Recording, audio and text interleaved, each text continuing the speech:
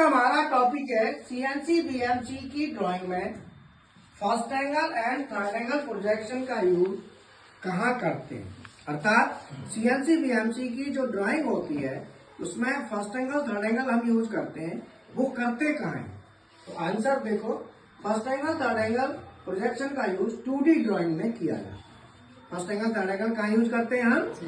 2D की जब drawing बनाते हैं 2D में सीएनसी बीएमसी की ड्राइंग बनाएंगे तो हम इसका यूज करेंगे। 2D ड्राइंग के टॉप व्यू, अब उसमें क्या कौन कौन से व्यू होते हैं? टॉप व्यू, फ्रंट व्यू और साइड व्यू के अरेंजमेंट के लिए हम इसका यूज करेंगे। अर्थात कहाँ पे टॉप जाएगा, कहाँ पे फ्रंट जाएगा और कहाँ पे साइड।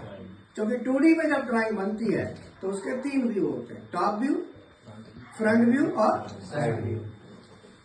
थर्ड एंगल प्रोजेक्शन, ये इसका सिंबल है। छोटे वाले डाया जो कौन है ना, कॉनिकल, इसके छोटे डाया की तरफ 2 सर्किल दिखाई दे रहे हैं, एक इसका सर्किल और एक इसका सर्किल। और यहाँ पे बड़े वाले डाया की तरफ दोनों सर्किल दिखाई दे रहे हैं। तो ये इसका सिंबल है। अब थर्ड एंगल में फ्रंट व्यू फ्रंट में ही रहेगा, तो थर्ड एंगल में हम कैसे शो करेंगे? फ्रंट व्यू के टॉप में टॉप जाएगा, अर्थात जो व्यू जहां है वो वहीं बनेगा।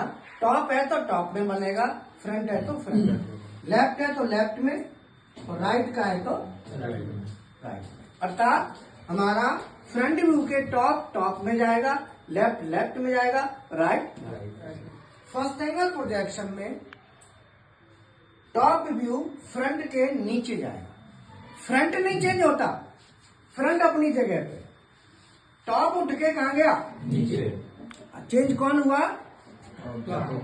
अर्थात टॉप फ्रंट से नीचे जाएगा और जो लेफ्ट वाला था वो चला गया राइट में, और जो राइट वाला है वो आ गया।